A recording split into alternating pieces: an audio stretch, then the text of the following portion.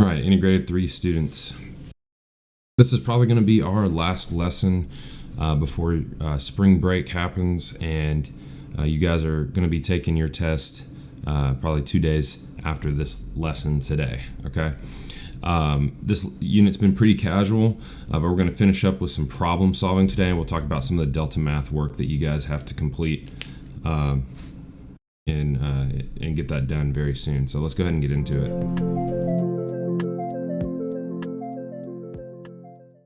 Alright, so I've got DeltaMath pulled up here, and I've added quite a few practice questions on here. These are very challenging questions, there's no doubt. The most recent lesson that I put out was talking about area of a sector, and we looked through this right here, these problems, area of a sector. And you'll notice that these questions aren't super challenging, not really. And our test questions are going to be a little more complex than that. And that's typically how it goes. So I added these other pieces in here. Of course, you have equation of a circle problems up here to work on, and make sure that for any of these, if you're getting lost or confused, that you reach out to me, okay? But the main one, and I've already gotten emails about this, the main one that is difficult, and I know that probably in this problem set it is the most challenging one, but it is one of my favorites as well, is area of a sector number 4. So that's what we're going to talk about in today's lesson. Now, if you've already started to attempt this one, you've already started to try to attempt this problem, that's good, and you can skip past this pause, okay? I'm about to pause the video in a second to let people work, because you definitely want to try to you want to struggle a little bit with this question. This is a true thinking question, right? Like, there's no doubt about it. This is not something that is just extremely easy to do, okay? But let's go ahead and read the problem. It says the blue regular hexagon, regular means all the angles are going to be equal in here, all the sides are going to be equal. That's what a regular hexagon or a regular shape means. A regular hexagon, and it is a doghouse. Okay. Each side is 1 yard, and we see that down here. The dog has a 2-yard leash, okay, attached to the doghouse at point F. Here's point F here. Okay. We want to find the total area the dog can travel, this is important, outside of his doghouse.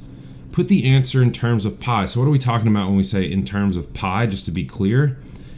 If you put a number in here, like, let's just say 20, okay, you'll just add the pi there, and that has to be a part of it. Normally what that would do, if I did that, if I multiplied it by pi, so 20 times pi, it's going to get us this nasty decimal, and we don't want that. The and you saw, oh my goodness, I'm going to get angry again.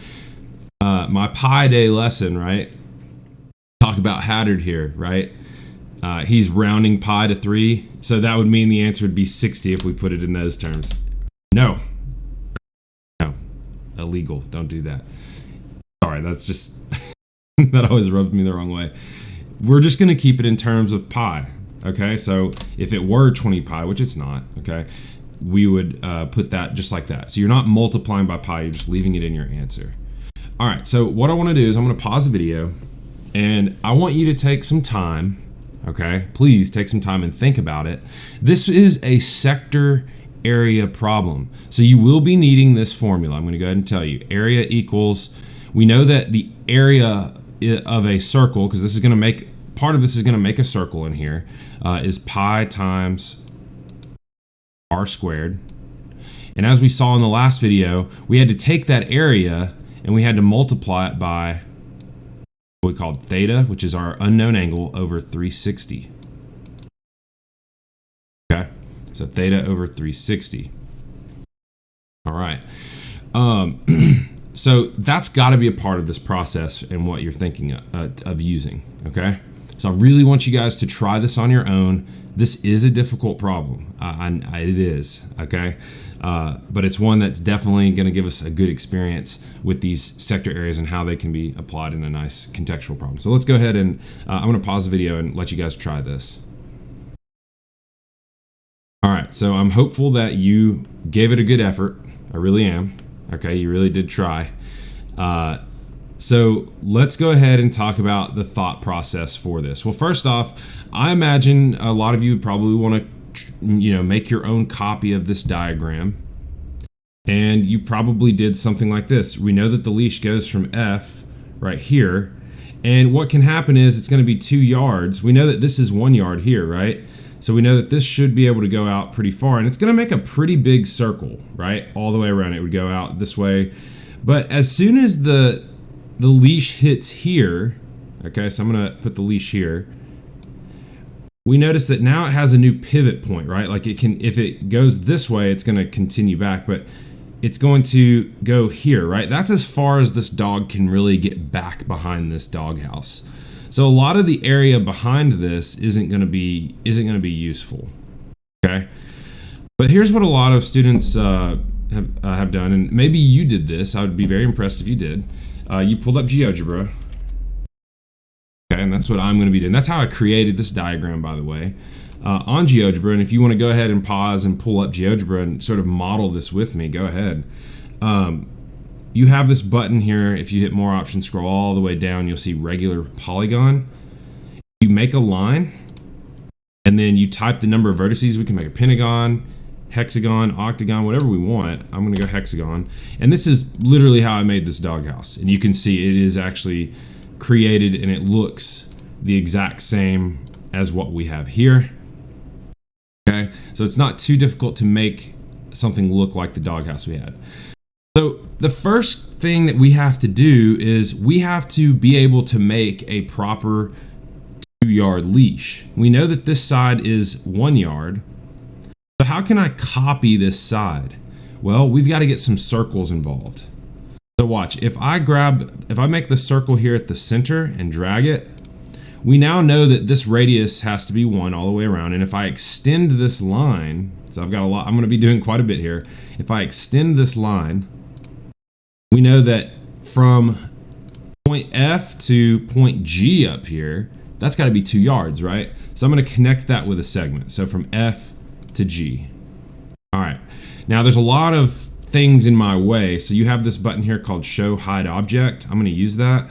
Sorry, I'm going fast. You may want to rewind me if I'm going too fast. But there we have a pathing for this dog, right? Like that is one part of this where that dog could travel to. Now we're going to go ahead and make a circle around that because this leash, it's going to pivot, right? Like a circle.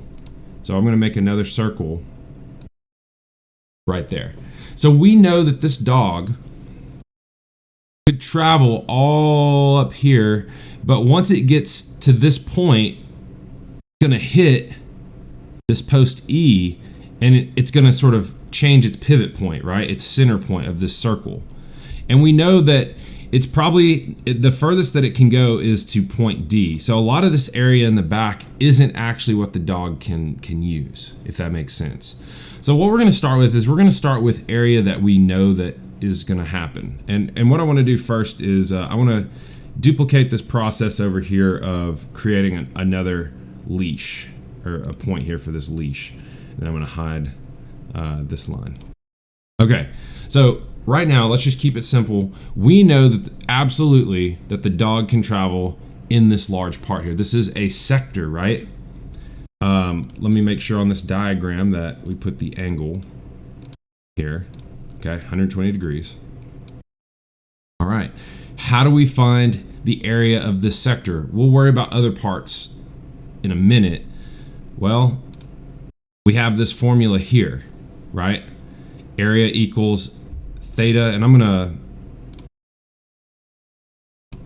go ahead and write on this. So area equals, we have area equals theta over 360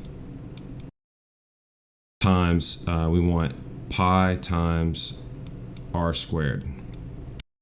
All right, so we just need to figure out what is theta and what is r, right? Well, what is r? What's the radius of this large circle that we're just taking this sector? Well, it's 2. So we have, we'll get the top of that in a second. See. Okay. Remember, we have to keep it in terms of pi, so we're really never going to be operating with pi.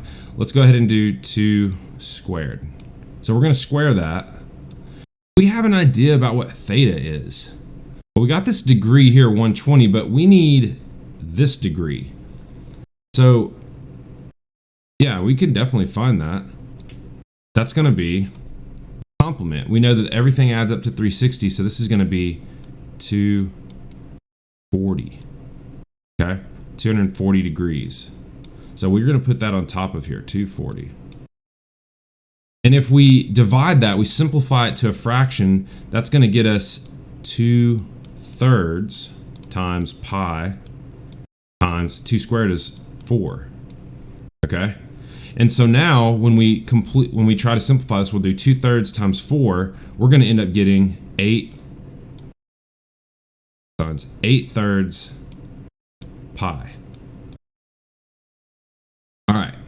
Now, if you type that in DeltaMath, you'll get it wrong because we've only found this part. The dog can travel to more areas in this diagram. Okay, I'll change color pencils or colors in a second. But let's go back here to our GeoGebra. So where else can the dog travel? Well, over in here somewhere, right? So maybe you guys are already thinking what I'm about to do.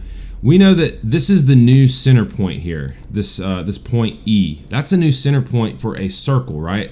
This dog should be able to travel, centered here, a circle that goes to D. I had some students that I've worked in person with said, okay, we just draw a segment here, right? But that's not how the dog's gonna move. It's gonna be this rotational motion, right? It's gonna be swinging around that pivot point. So it is circular, okay? And now we create a new sector, and then we can do the, so we have a new sector here that we can use and do some calculations with. We know that this is 8/3 pi, okay? Now we just need to find this. So do we know this angle here, and do we know what our radius is? Do we know this radius? Yeah, absolutely. This radius is 1 right there. So when we're going to our formula,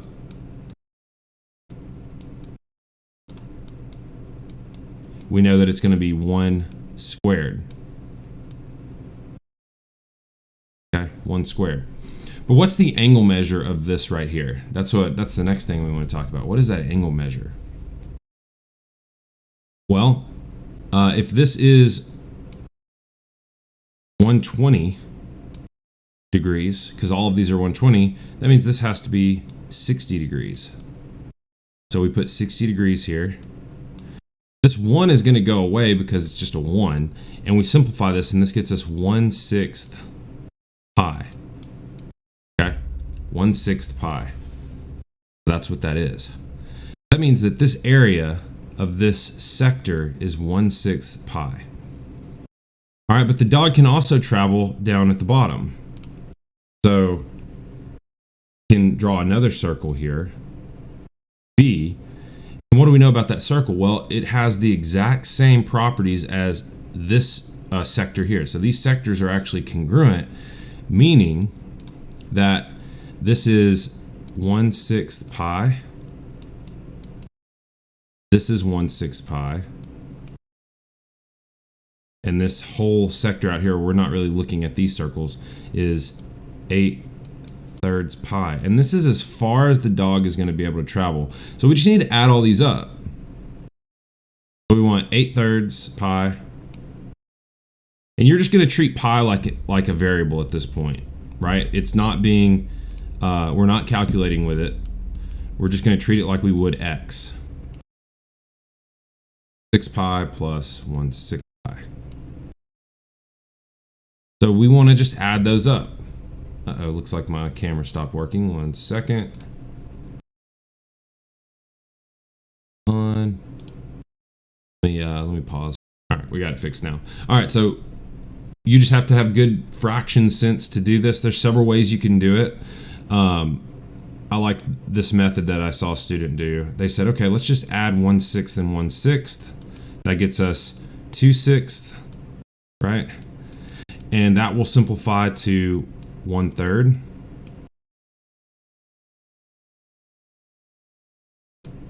And then I add, let's keep here, that will add to be 9/3. Wait, hold on. Put that down. 9/3 pi. 9/3 becomes 3. So here is our answer to the question. So in your DeltaMath, so 3 pi is the answer to this. In your DeltaMath, that's what you want to type in.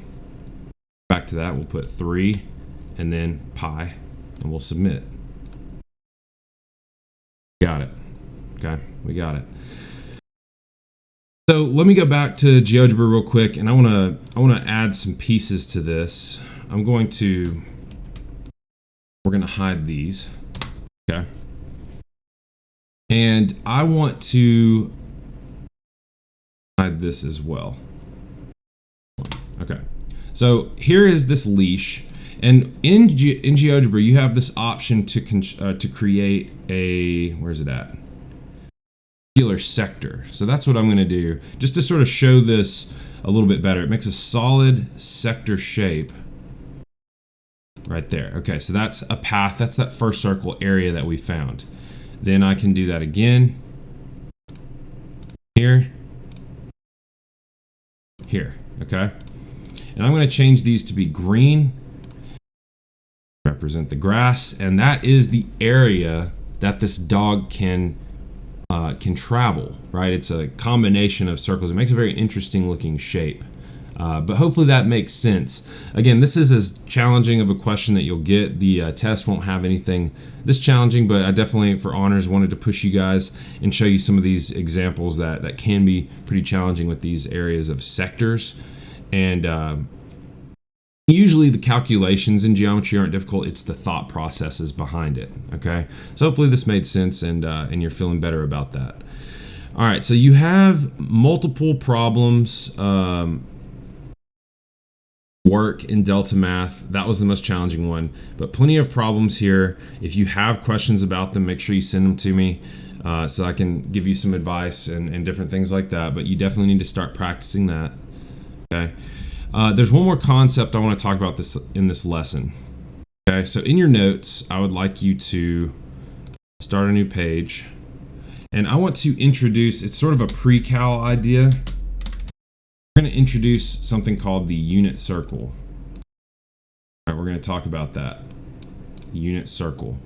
So what I'd like you to do is I would like you to create, in your notes for this unit circle, I want you to create a XY axis. All right. And then as best as you can, it doesn't have to be perfect, I want you to draw a circle centered at the origin. I'm going to draw one like this. All right, I've got this circle here. Obviously, I'm using a computer to help me. But I want you to draw something that looks like this. And I want to talk about this idea called the unit circle today. And this will close out this video. All right, so on your unit circle, go ahead and label the center point of it. The center of it is 0, 0. Over here, we're going to put the coordinate 1, 0. Enough to get us started, okay? And we're going to say here that this is 1 unit, okay? That's the distance from here to here. That is the distance of this radius for this circle. So here is the unit circle. Next year, taking pre-cal, this will be definitely something for those that are taking pre-cal. You've all been talking to your guidance counselors. I know a lot of students have expressed interest in taking sports stats, or maybe just the regular dual credit stats or AP stats. If you're taking those stats classes, you won't deal as much with this at all, probably until college. Those taking pre-cal, this is a super important idea and a good head start for us on all of that. But we have our unit circle. All right, first thing I want to know is what is the equation of the unit circle? That would be, so all of these questions here, equation of the circle, what we practiced with, right? We have this formula here, right? X minus h squared plus y minus k squared equals r squared. That's what we're asking for. What is the equation for this? Well, since the center is 0, when we put in our formula, h is 0, this just goes away. K is 0, so that goes away. And then r is 1, so it's a very simple formula actually. It's x squared minus nothing, because there's nothing there, plus y squared, okay, equals r squared, which is just 1. There's our equation for the unit circle. A very simple, very, very simple equation. Okay? All right. Next, I want to know this. What's the area of it? What's the area of this circle? Well, we know area is equal to pi times r squared. Okay, so what is that? Well, the answer is pi, right? So the area of this unit circle is pi. All right, this circle is meant to be very simple, actually. A lot of times teachers, I think, my teachers that I had, overcomplicated this. It really is a simple diagram, and it's meant to be simple so we can explore a lot of cool ideas, okay? But this is one of the first little factors of it. Its area is pi, okay? Now you may or may not remember that, but that is something that is can be very useful depending on the problem that you're working, okay? Next, what's the circumference? And I'm gonna type that, because what is this circumference? Well, we know circumference is 2 times pi times r. Right? Okay, well, so that's the distance if we're talking about from this point all the way around to this point. Well, what's that? Well, since r is 1, here's the answer, 2 times pi. That's 2 times pi. Okay. How about this? We want the arc length of the semicircle. By the way, you should be writing all this down in your notes as we go through it. So arc length of the semicircle. Okay, arc length of the semicircle. Well, we had our formula for arc length. Let's go back to it just to make sure that we remember. We had our central angle. We called this theta times the circumference. So 2 pi r times, let's put that here. So we have, what is a semicircle's angle? Well, it's 180. Oops, 180 over 360 times 2 times pi times, well, 1, right? So that goes away.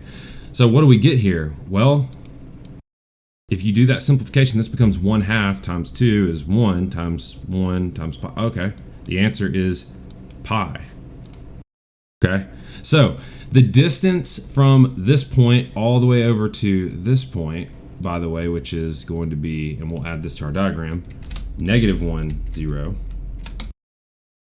That length is pi. That's how far that is. That is the distance all the way around.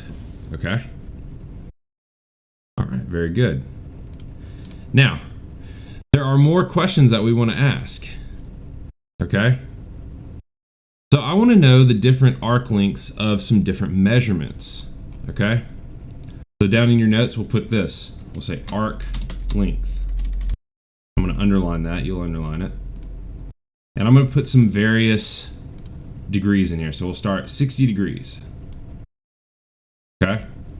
What is a 60-degree arc length? Well, we just use this same formula for this circle. So it's 60 over 360 times 2. We don't even need that radius anymore. We know it's 1. So we need this. What is this? So when you do that calculation, you get 1/6 times 2 times pi. That ends up, when you do that simplification, giving you 1/3 pi. Okay, so think about that. Imagine, and you don't have to draw this, but imagine a 60-degree angle, right? It is, we said the whole semicircle, right, is pi, and then 1/3 of it, 60 degrees out of the 180 gets us a third of pi, right? Gets us a third of pi. 60 degrees out of the 360, the whole circumference, right, is 1/3 pi, right? So we can relate this to 180 degrees, right? So let's try this with another one.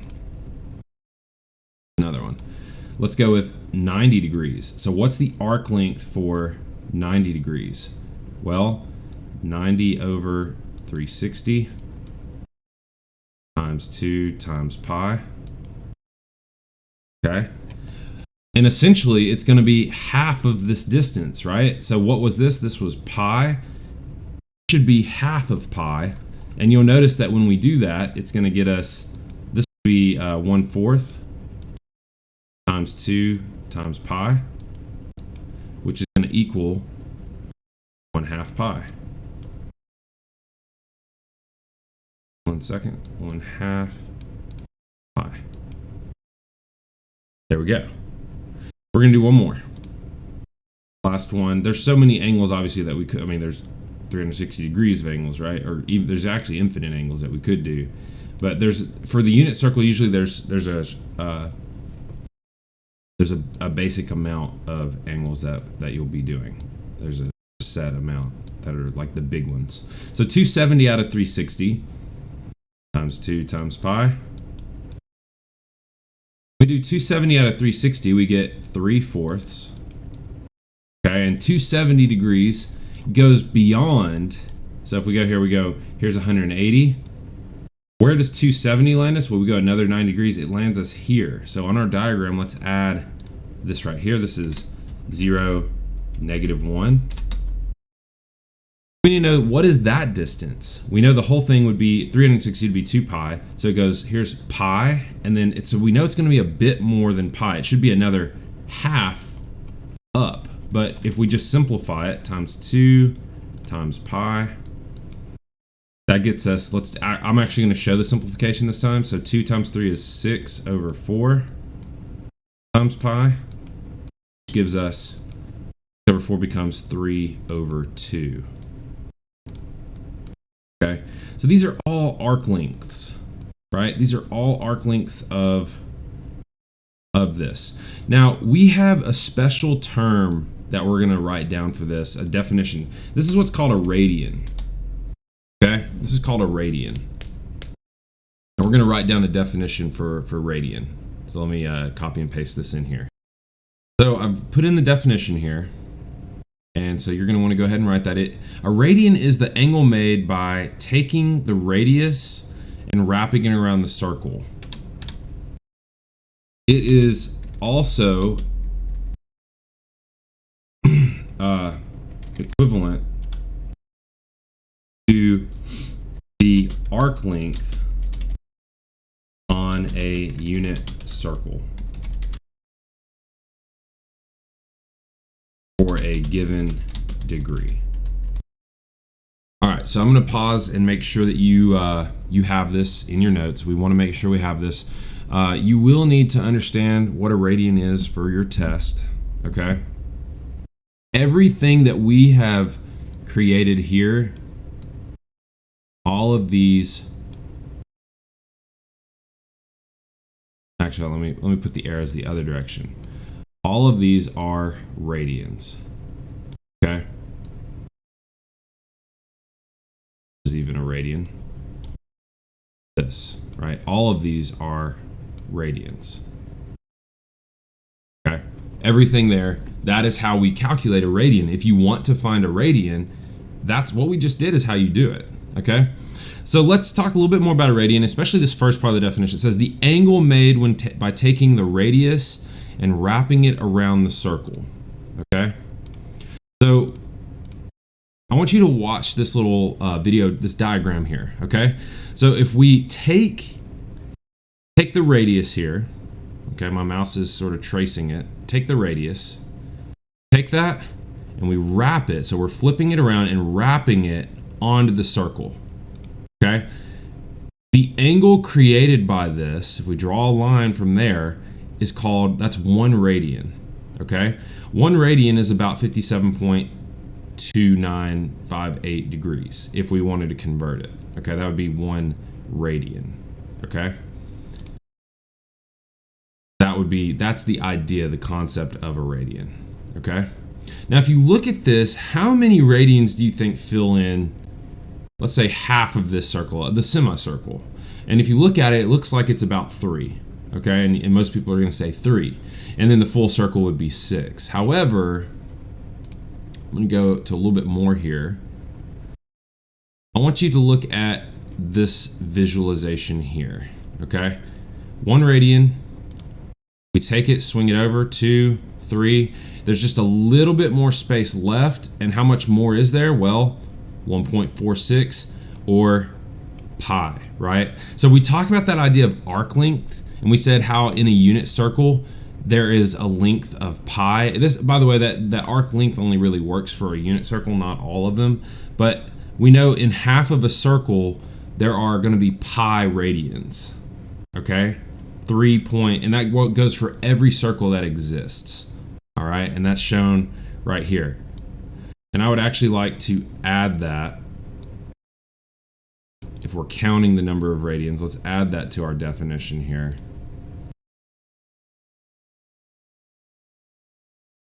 In half a circle, there are pi radians. Okay. All right. So it will be important to be able to convert from radians to going from degrees to radians and vice versa. So I want to share a DeltaMath with you guys. I didn't add it to the problem set, but here is what we have been doing. So this has been degrees to radians. So for this problem right here, if we're going to work it, let me actually copy this and put it in Paint. I'm not worried about that timer at all. Paste that in here. Okay, if I wanted to convert this to radians, I just use that formula that we used in all of those examples. So hold on one second. So 210 over 360 times 2 times pi. That's it. That's all we have to do. So we need to reduce 210 over 360, and you'll use whatever method you need to do that. If you're using an 80 series or an Inspire calculator, this will not be too bad. So in my Inspire, I can just do 210 divided by 360, and it should keep it as a fraction for me. So 7/12, 7 out of 12 times 2 times pi. And then you could even probably times that by 2. It'll get you 7 over 6 equals 7 over 6 times pi. And that pi will go up top, of course, and 7 pi over 6. So that's why this one would be the correct one. Let me go back here and do that. And we just repeat the process. And you can keep in mind that idea of what the fraction should look like based on if it's less than 180 degrees or more than 180 degrees. And I could assign this, and you know, there's a lot of memorization that goes into these. Like for instance, I think, yeah, that one's there. 60 degrees, we did that one, that was pi over 3. There's a lot of memorization involved with several of these. Where if you worked there, we did that one already. 120. Yeah, so I think it's this one. But we can do all these calculations, but the reason this is timed is because a lot of these, especially in pre-cal, are going to have to be memorized, right? Memorizing a unit circle's radians. So let's go back and let's look at going the other directions, radians to degrees. So let's say that we get a radian. Now, pi over 6, did we do that one? We did not. Okay, so let's take this one and let's explain the process that we've been using and how we can go from a radian to a degree. New, don't save. Okay, so we've been using this formula. The radian is equal to theta over 360 times 2 times pi. Okay, And so that's what's been getting us these values, right?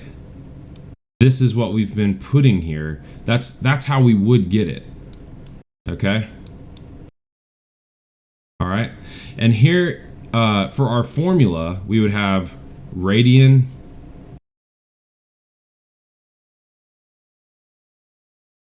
equals, and we would say, I'm going to write up this formula. Theta over 360 times 2 times pi. So what I want to do is I want to create a new formula to help us solve for our missing degree, because that's what we want this time. So how would we want to get theta by itself, because that's what this problem is wanting, and we'll do that over here afterwards. But we would start by just getting theta by itself using algebra. So I would divide, I think dividing by 2 pi is a good first step. That gets rid of it. So divide by 2 pi.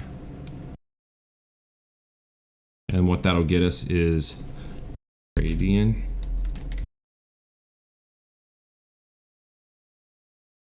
divided by 2 pi equals theta over 360. Okay, then we multiply by 360. That goes away. And that gets us our final formula. So we get radian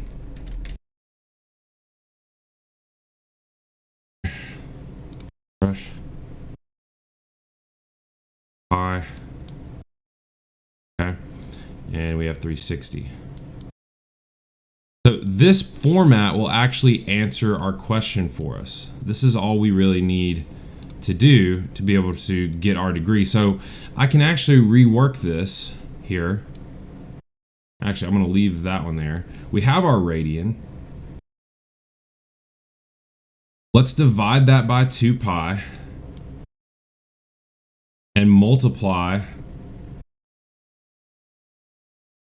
by 360. That should get us the degree that we're missing. So this is going to be our formula for finding a missing degree if we need to use that. Okay. So when we do this, the pi's are going to go away, by the way. Those are going to go away because of how the division works there. And what's going to happen is we'll move on to this next step. It's going to be 360, draw an arrow, times 1/6 divided by 2. Of course, use your calculator as much as possible if you need to. We can just go ahead and we could get this typed in, but I'm going to go ahead and show it. It should be 360 times, this will be 1/12, okay, equals theta. Okay. Over here. Okay. All right. And then we're going to do 1/12 of 360. So 1 divided by 12 times 360. It's going to be 30. So theta equals 30. So I'm going to go back over here. Let's see, my timer is at almost 300 seconds. So 30 degrees. Pi, we could memorize that one. That's 180. Did that one. And you could do the same process every single time by plugging it into this formula that we created here that I've circled. Okay, so that's how you're going from radians to degrees. All right, this video is one of the longest that I've done in a very long time, so I'm gonna go ahead and stop there. If you have any questions again about problem set, or excuse me, the DeltaMath, please let me know.